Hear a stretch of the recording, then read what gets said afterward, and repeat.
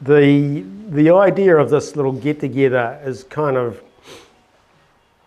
I guess, one of the fundamental characteristics of these collectives that we've been developing over the last few years, in that it's a little bit more personal, a little bit more, sort of information sharing, and I guess people feel like they're participating in these things. And I see up here that Tim is blocking right at the moment, but as some of the examples that we've been involved in over the last 10 or 11 years. So I personally have a real a real commitment to these types of arrangements. We've seen some really successful assets and outcomes being owned by these individual or collectives of individuals. And the original concept, of a collective group of private owners pooling resources to access assets that are premium assets that they might never be able to own individually, is still rings true, and it really does does bring results. The other thing I just wanted to take the opportunity, just with a small select group of people, is just I guess formally make the announcement, I guess, that with myself retiring as a partner at Cooney Lees Morgan at Christmas time, I'm now wanting to focus on a bit more of this sort of activity, and we're doing that in conjunction with the team at Classic. Not just because Pete here is the comic of the family, but because Classic really has some real scale and some real expertise, particularly in that development area, which is going to, I believe, going to be quite important going forward in terms of accessing really good assets. Oh, another mistake. Where's that noise coming from, Mel?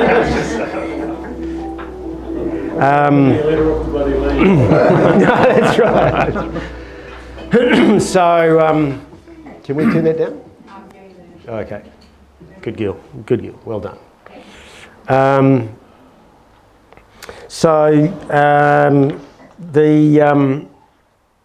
The assets that with the project we're talking about at the moment, it involves two properties. We thought combining two assets this time may be quite desirable. And I guess just harking back to the Classic contact, I didn't, all of these examples you see here are outside of Tauranga. Tauranga's been a notoriously difficult place to find, reasonably returning investment assets. But through the Classic contacts, in particular Daniel here, we've been able to get on to a property here at the Mount in Totara Street and one in the Tauriko industrial area. So maybe with that, Daniel, do you want to just give us a quick rundown on those couple of properties? So I'll run stats and facts, man. Basically, the first one is NZ Windows, which is at 25 Kawera Drive. Basically, it's a purpose-built manufacturing facility for NZ Windows. The site is 1 hectare and 82 square metres, so a reasonably large site with a purpose-built facility, drive-around access, 3,400 square metres of warehouse, 400 of office, 900 canopy, and about just under 1,200 of yard. So we've started construction, stripped the site set up is starting next week. So we'll be starting construction next week, and with the build due to be completed end of March next year. beginning of March, end of February. Basically, the construction's all precast colour steel, structural steel framing.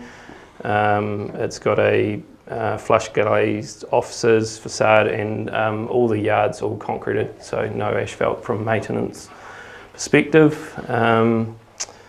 Just around the tenant, NZ Windows has been trading since 1990. They have 6 branches, Bay of Plenty being the biggest. So that's the location of the site there. The large jib factories in here, and there's proposed roundabout access about there, Pete, which will connect onto State Highway 29. So, and there is proposed access to come potentially back out onto the Rotorua Highway there. So good arterial links. So where is the site? The yellow. Tauriko. Tauriko. Sorry, the lakes there. Yeah. So it's the main shopping centre just at the top there, Daniel. Yeah, correct. It's up. Yeah, that's up there. Yeah. So that's the lake subdivision all in here. That's all the sort of older Tauriko. This is the new part that's being developed at the moment. Basically, this chunk of land that's inside the yellow line there, that's all future industrial. That's where over the next 10, 15 years, 10, 15 years, that's all going to be industrial as well. And that the Totara Drive is going to be the main link that comes out onto State Highway 29 here. So, which will obviously hook up to Auckland and Hamilton. So. Any upgrade update on that roundabout? Don't want to scratch. Let's not go there. No, I think the roundabout will be. I think it'll be done probably in about 2 years' time, maybe. Yeah. So, and the jib facility next door, I think, is a 5-hectare shed just down the road. So they're moving their plant from Auckland. So, it's next door to Winstones. Yeah, it's just down the road, literally 500 metres down the road from there. So, just back to NZ Windows, they have 260 employees. And they have numerous building partnerships from Classic to Genian, Signature, GJ's, and a lot of commercial ones as well. And turnover is between 60 to 70 million for the business. So just in terms of the lease side of things, proposed rent, it's still subject to all final measurements, but $579K a year, 10-year lease. 2 yearly CPI plus 1% in terms of guaranteed uplift in rental. Market on renewal in year 6, and market reviews on year 6 and on market reviews.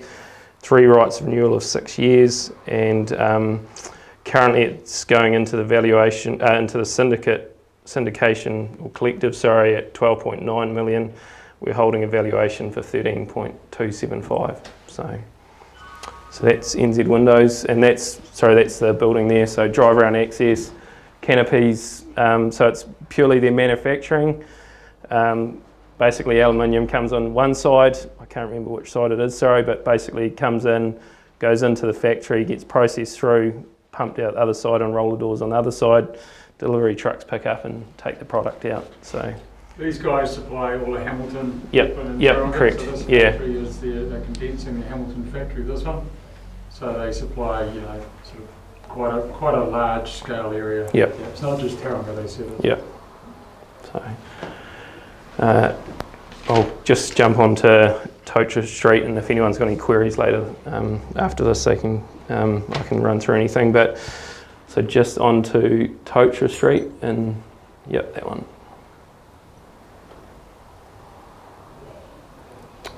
So this is basically a bit of a rare site, I guess you'd say. It's what you can see is that fence boundary there with the large tank and the few smaller tanks and a whole lot of smaller buildings.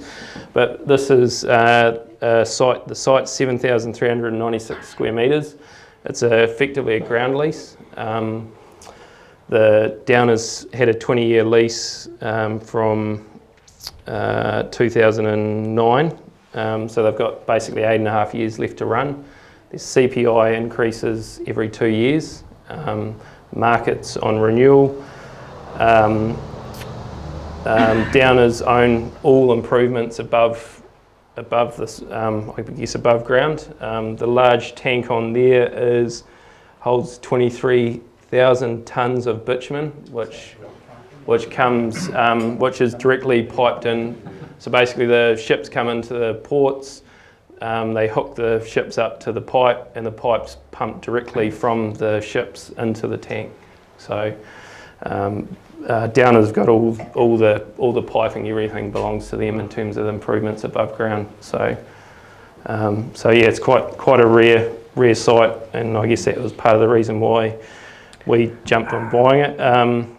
In terms of Downer Group, they've been in operation 150 years in Australia and New Zealand. In New Zealand, they're on the AX and NZX listed. Turnover of 13 billion Australian a year.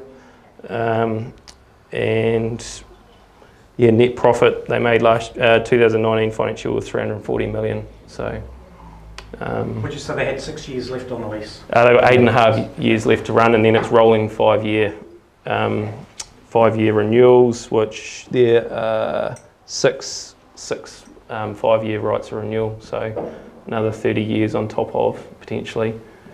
So it's probably fair to say that Downer, that property is a little bit of an outlier to what we've sort of usually been involved in terms of new with long-term leases. But it's Totara Street. It's right next to the port, and It's gold. yeah, exactly. So that's Obviously, Downer's going to continue on that plant. That tank's fairly new. I've done a Yeah. lot of work on that site. Yeah. Back in okay, right. yeah. Yeah. So obviously, Yeah, when you own the improvements on the site like that, you're not. Yeah. Where else are you going to go? Well, That's probably like I the say, question. That tank's only 10 years old, so Yeah. it's new in that instance. So yeah, that's a good overall shot there, to be honest. So what are the improvements, that 500,000 improvements that? Oh yeah, so that so basically, there's in the lease there's a clause whereby the tenant can request the landlord to spend money on the site in terms of improvements. They have requested, that hasn't been confirmed, that to build 150 square metre basically building on site. We've estimated it to be about 500k, which is about, we've allowed 3,500 odd a square metre to build it, which we think should be sufficient. The vendor guaranteed us a return of 4% for the remaining term through to renewal. At renewal, all improvements then get valued at market. So at that time, it comes off improvements rent and goes into a market valuation situation. So it should hopefully, at that time, be 250, 300 bucks a square metre we can put on the office, which will improve. We haven't calculated that in cash flows because it's obviously way down the track. But so they have got the ability to do that. But where they want to put that office is where that little shed is there.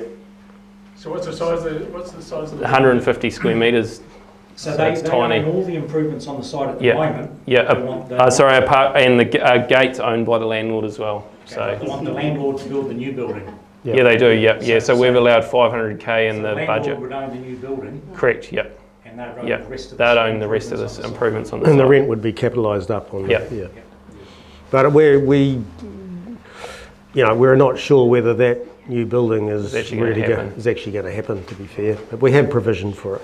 So we've provisioned for it. We don't know whether it's going to happen, and I guess in the future, for them to come and ask for landlord improvements, there's not a huge area where they can really put anything more on the site. So Is that a normal sort of a thing if they own all the improvements on there already? If they didn't renew yeah, their lease? and yeah. For sake. They've got to remove all improvements on site, or they can If ask. the landlord's just built a $500,000. Yeah, I guess we'd keep our little office on the site, and they've got to take everything else off the site. So you end up with an office on there, and you try and, I guess, worst case scenario, you try and either put a new building on it, or look at it from a yard rent. So You wouldn't have a problem. Nah, It's gold. so- To remove that tank would cost it'd be horrendous. Yeah. So just getting resource consent Yeah. because it's full of tar, yeah, cut it up and remove yeah. it. And so just on that note, we've got a contamination report that we've had done fully on the site, which has got basically it's clear. So Good. So Dan, not being a bitumen expert. Yeah. Well, don't ask me then. But oil tanks, they all have to be bunded sites. Yeah. So does that? No, to be honest, Because it's got to be heated for it to flow, Macca. Or there's heating or cores all through the tanks and that to heat it up. I was just thinking if If the was tank a bundled failed at all, site, we'd bitumen's have- not going anywhere. Oh, we'd right. be responsible for the bundle. Yeah. Yeah. So yeah, I can't answer your question there. Sorry, Craig. Well, I think Steve's just answered Yeah. it, is that it's not, You go and build a bund on the weekend. take your wheelbarrow and spade, yeah. But yeah, I don't think I've just go through my notes here whether I've missed anything. No, I think so. Okay. Yeah, that's Okay. all the That's facts really. No. So if anyone's got any questions on either, then Yeah. more than happy to cover them off. Okay. So so thanks, Dan. So just quickly, I see in the room there's a good number of people that have been involved in some of these previous property arrangements or collective arrangements. So I like to sort of keep up on this on the board here, just how this all works. It's pretty simple, but I have to say it just once you understand it, it is pretty simple. But I just thought I'd quickly take the opportunity of running through this, and particularly with those that may be picking this up by the big screen.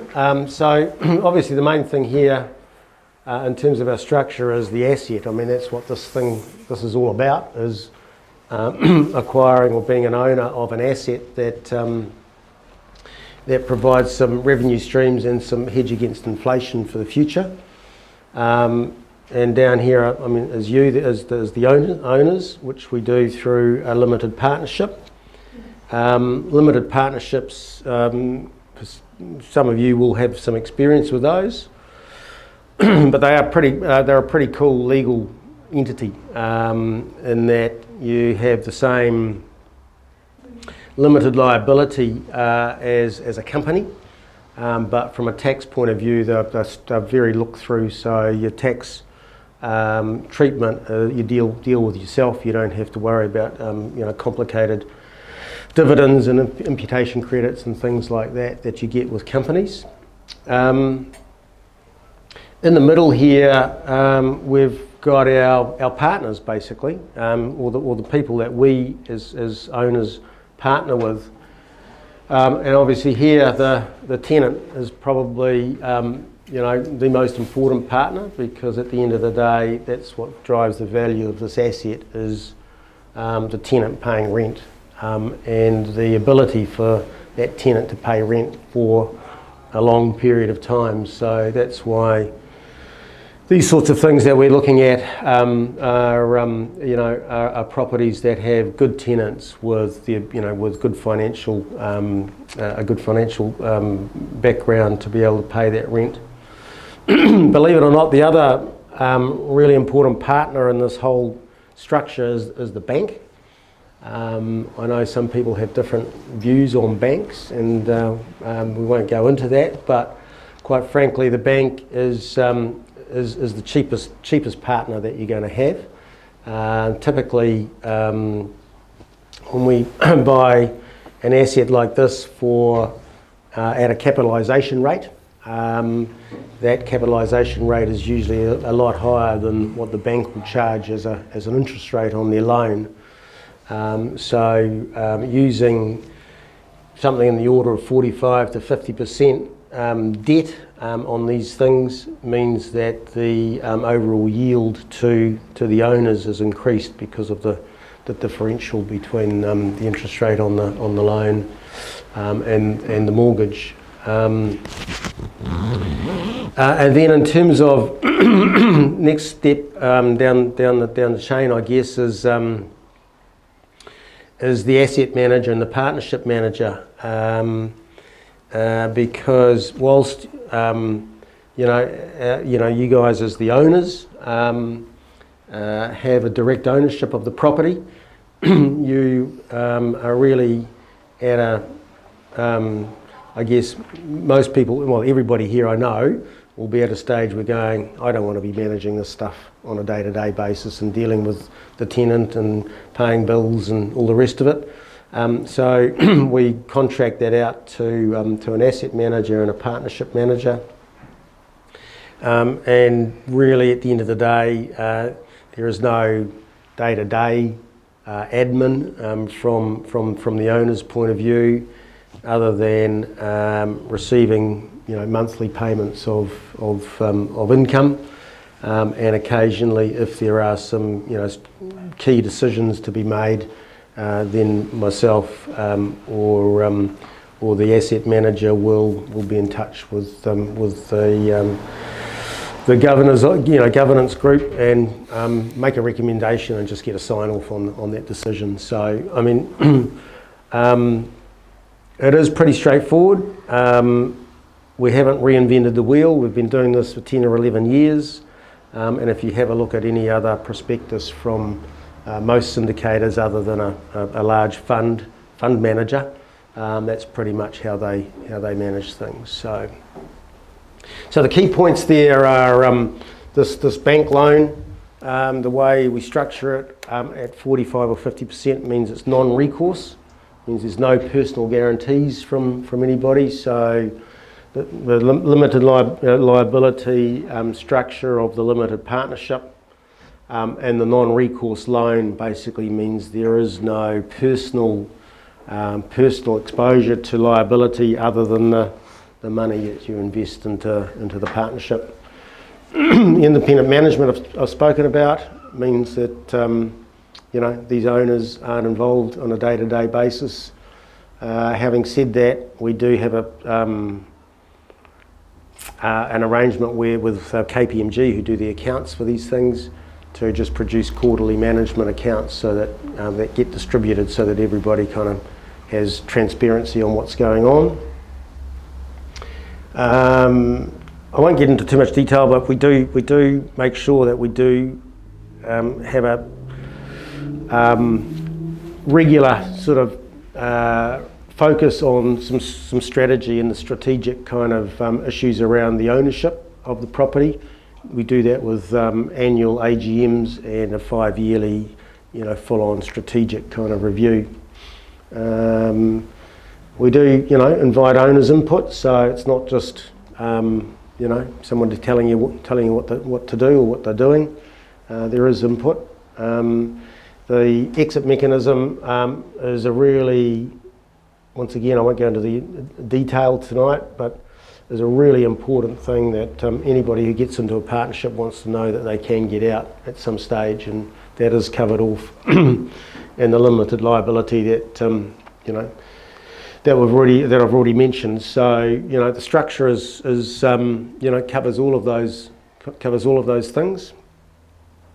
So for those of you who haven't experienced how that works, that's the basic structure. Just to finish off, in terms of numbers, you will have seen what we've sent out already, but just to cover off on what the numbers of this specific project, what the numbers are, is it's between the two properties, it's just under 22 million. Yep. A little bit under 50% of that will be with the banks, and the balance with equity. So we're looking to raise just a little bit over $11 million in equity. A little bit of a different one this, because settlement and ownership of this Downer site can happen more or less straight away in July. The New Zealand Windows site obviously is not due for completion until March. Those of you that have been in the Pocono investment will know what I'm talking about when I'm talking about a fund through arrangement, which provides a nice little bit of income to start with. So this partnership will be set up for both sites? Yes. Yep. Yep. Okay. Yes, that's the intention.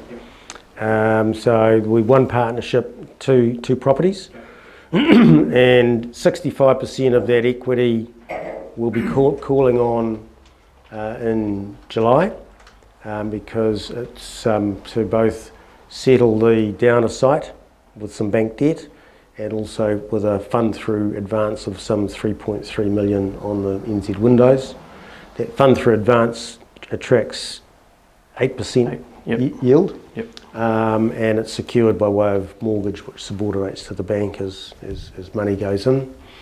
And then the balance of the equity is due in end of March, sort of thing, as the NZ Windows site completes. But I mean, all of that, don't want to sort of get too tied up with all the detail tonight. But that's the general structure, and as I say, a formal, as we've said in the information memorandum, a formal legal due diligence document will follow that. Just sets out all that detail together with a KPMG financial model.